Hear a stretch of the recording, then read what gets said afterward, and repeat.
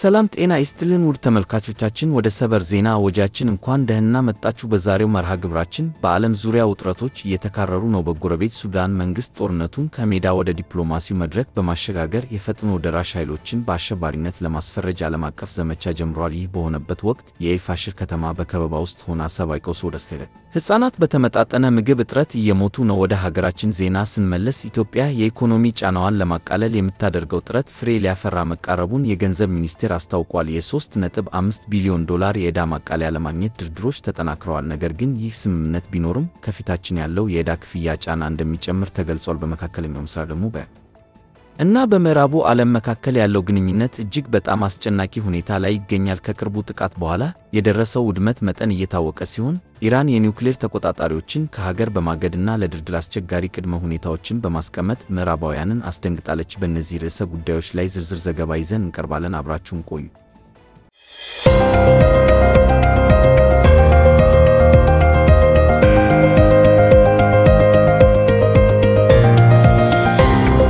ኢትዮጵያ የ3.5 ቢሊዮን ዶላር የዕዳ ማቃለያ ለማግኘት ተስፋ አድርጋለች። የዕዳ አወቃቀር ድርድሮች መፋጠናቸውና ክፍያ በ2026 ሊጀመር እንደሚችል ተጠቁሟል።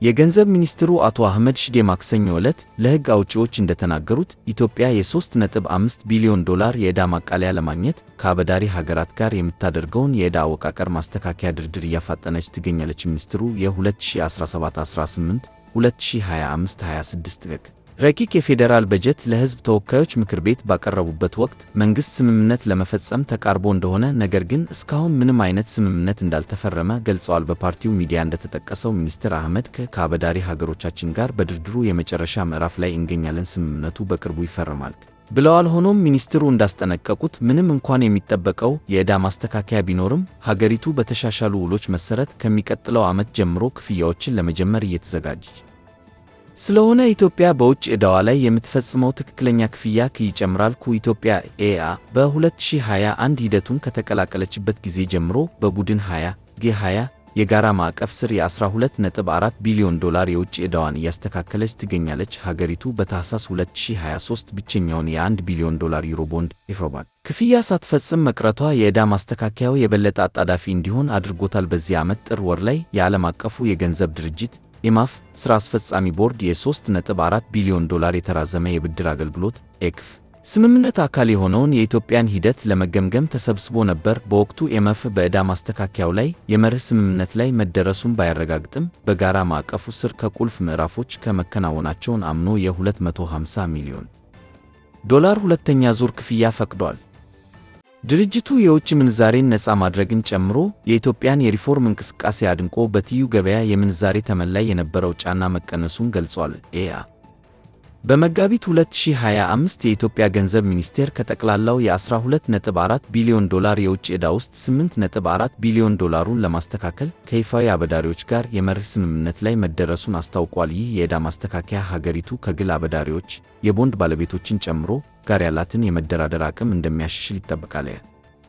በሚያዝያ 2025 ሮይተርስ እንደዘገበው በቻይና እና በፈረንሳይ በጋራ የሚመራው የይፋዊ አበዳሪዎች ኮሚቴ ስምምነቱን ለማጠናቀቅ ተቃርቧል። ይህ ስምምነት የቦንድ ባለቤቶች ውድቅ ያደረጉትን የኢትዮጵያን የ18 በመቶ የዕዳ ቅናሽ ሄርካድ ጥያቄን ሳይቀበል ይልቁንም ኢትዮጵያ ዕዳዋን ለመክፈል ተጨማሪ ጊዜ እንድታገኝ የሚያደርግ ነው። ስምምነቱ ከተጠናቀቀ የሚጠበቀው የ3.5 ቢሊዮን ዶላር የዕዳ ማቃለያ በሐምሌ 2024 ለተጀመረው የኢትዮጵያ የማክሮ ኢኮኖሚ ማሻሻያ ፕሮግራም ወሳኝ መታጠፊያ ነጥብ ይሆናል። በዚህ ዕቅድ መሠረት መንግሥት ቁጥጥር ከሚደረግበት ተንሸራታች የምንዛሬ ተመን ሥርዓት (ክራይዋይንፔር) ወደ ገበያ ተኮር ሥርዓት ተሸጋግሯል። ይህ እርምጃ ከዓለም አቀፉ የገንዘብ ድርጅት ኢማፍ ከዓለም ባንክ እና ከሌሎች አጋሮች ቃል የተገባውን ከ10.7 ቢሊዮን ዶላር በላይ የውጭ ፋይናንስ እንዲለቀቅ አስችሏል። ምንም እንኳን ፈጣን የዕዳ ማቃለያው የበጀት ጫናን የሚያቃልል ቢሆንም ሚኒስትር አህመድ ሽዴ በተራዘሙት የክፍያ ውሎች መሠረት የኢትዮጵያ የዕዳ ክፍያ ግዴታዎች እንደገና እንደሚቀጥሉ ቃል ገብተዋል።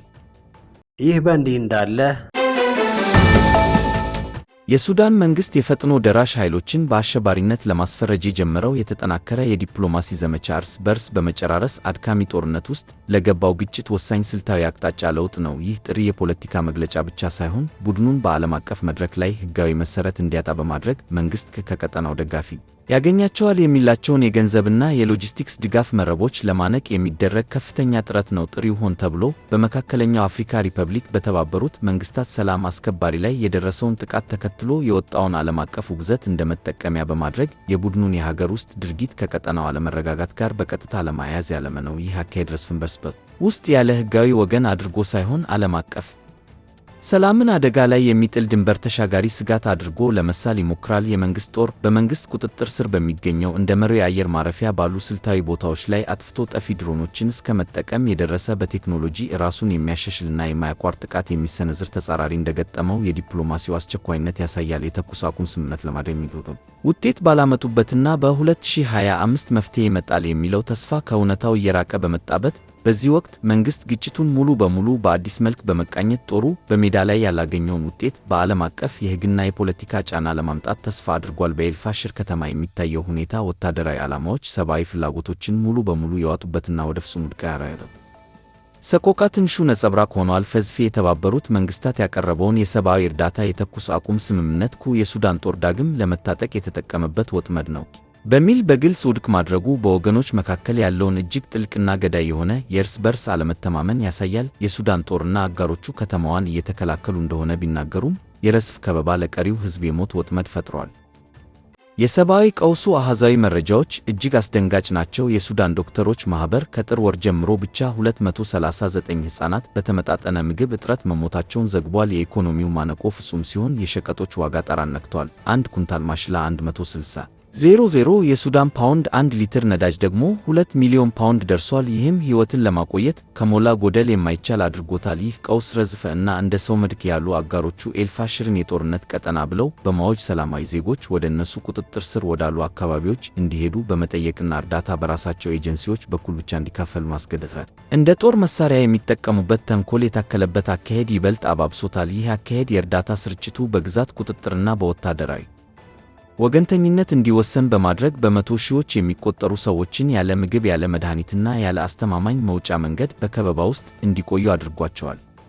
በመጨረሻም በኢራን እና በምዕራቡ ዓለም መካከል ያለው ግንኙነት በተለይም ከዩናይትድ ስቴትስ ጋር ከቅርቡ ጦርነት በኋላ እጅግ በጣም አስቸጋሪ እና አስ በሆነ መስመር ላይ በመጓዝ ላይ ይገኛል። የኢራኑ የውጭ ጉዳይ ሚኒስትር አባስ አራግቺ የቴህራንን የድርድር በር ሙሉ በሙሉ ባይዘጉም የአሜሪካው ፕሬዝዳንት ዶናልድ ትራምፕ ድርድሩ በአፋጣኝ ሊጀመር ይችላል በሚል የሰጡትን ግምት በግልጽ ገልጸዋል። ለሲቢኤስ ዜና በሰጡት መግለጫ ኢራን ወደ የትኛውን ድርድር ከመግባቷ በፊት የማይታለፍ ቅድመ ሁኔታ እንዳላት በማስረገጥ ይኸውም በድርድር ሂደት ውስጥ አሜሪካ ዳግመኛ በወታደራዊ ጥቃት ኢላማ እንደማታደርገን ጠንካራና የማይሸራረፍ ዋስትና እንደምትፈልግ አስረድተዋል። ይህ የኢራን ጥንቃቄ የተሞላበት አቋም የመጣው በአንድ በኩል በጦርነቱ ምክንያት የደረሰባትን ከባድ ኢኮኖሚ እና የተባበሩት መንግስታት የማዕቀብ ቀነ ገደብ ስጋትን ለማቃለል ካላት ፍላጎት ሲሆን፣ በሌላ በኩል ደግሞ የቡድን ሰባት G7 ሀገራት የውጭ ጉዳይ ሚኒስትሮች ሁለቱም ወገኖች ወደ ድርድር እንዲመለሱና ሁሉን አቀፍ ተፈጻሚነት ያለውና ዘላቂ ስምምነት ላይ እንዲደርሱ ባቀረቡት ጠንካራ ጥሪ ነው። ሆኖም ይህ የዲፕሎማሲያዊ እንቅስቃሴ በኢራን የውስጥ ፖለቲካ ውስጥ ከባድ ተግዳሮት ገጥሞታል። በተለይ በሀገሪቱ የበላይ መሪ በአያቶላ አሊ ኸሜኒ የተሾሙ ዋና አዘጋጅ በሚመራውና በጽንፈኛ አቋሙ በሚታወቀው የካይሃን ጋዜጣ በኩል የሚሰነዘረው ትችት ከቀን ወደ ቀን እየሻከረ መጥቷል። ጋዜጣው ማንኛውንም የድርድር ሐሳብ የሙነት ወይም ተግባር ነው ሲል ያጣጣለ ሲሆን ድርጊቱን የአንድ ሳንቲም ሁለት ገጽታዎች በማለት የድርድር ደጋፊዎችን በሀገር ክህደት ከመወንጀል ወደኋላ አላለም። ይህ ሁኔታ የኢራን መንግስትን በአንድ በኩል ከዓለም አቀፉ ማህበረሰብ ጋር ለመታረቅ በሚደረግ ጥረት እና በሌላ በኩል ደግሞ በሀገር ውስጥ ያሉ ጽንፈኛ ኃይሎችን ላለማስቆጣት በሚደረግ ጥንቃቄ መካከል አስጨናቂ በሆነ መንገድ ላይ እንዲራመድ አስገድዶታል። ከፖለቲካዊ እና ዲፕሎማሲያዊ ውጥረቱ ባሻገር የእስራኤልና የአሜሪካ የአየር ጥቃቶች በኢራን ላይ ያደረሱት የውድመት መጠንና የሰብአዊ በቀስ ግልጽ እየሆነ መጥቷል። የኢራን መንግስት ቃል አቀባይ ፋጥማ ሞሃጀራኒ በፎርዶ በኢስፋሃንና በናታንዝ የሚገኙት የሀገሪቱ የኒውክሌር ፕሮግራም የጀርባ አጥንት የሆኑት ተቋማት ከባድ ጉዳት እንደደረሰባቸው በይፋ ማመናቸው የችግሩን ጥልቀት ያሳያል። ይህንንም የሚያጠናክሩት እንደ አሶሺየትድ ፕሬስ ያሉ ዓለም አቀፍ ተቋማት የተነተኗቸው የሳተላይት ምስሎች ናቸው። ምስሎቹ በተለይ በተራራ ስር ተቆፍሮ የተገነባውና ከፍተኛ ጥበቃ ይደረግለት የነበረው የፎርዶ የኒውክሌር ማበልጸጊያ ማዕከል ላይ የደረሰውን ጉዳት ለመገምገም የኢራን ባለሥልጣናትና ከባድ ማሽነሪዎች በስፋት ከውድመቱ ጎን ለጎን የጦርነቱ ሰብአዊ ዋጋም እጅግ ከፍ ያለ ሆኗል። የኢራን የፍትህ አካላት ቃል አቀባይ እንዳስታወቁት 935 ኢራናውያን በጥቃቱ ሲገደሉ ከእነዚህም መካከል 38 ሕፃናትና 102 ሴቶች ይገኙበታል። ነገር ግን በዋሽንግተን ዲሲ የሚገኘው የሰብአዊ መብት ተሟጋች ቡድን ይህ ቁጥር በጣም ዝቅተኛ መሆኑን በመግለጽ የሟቾች ቁጥር 190 መድረሱንና ከ430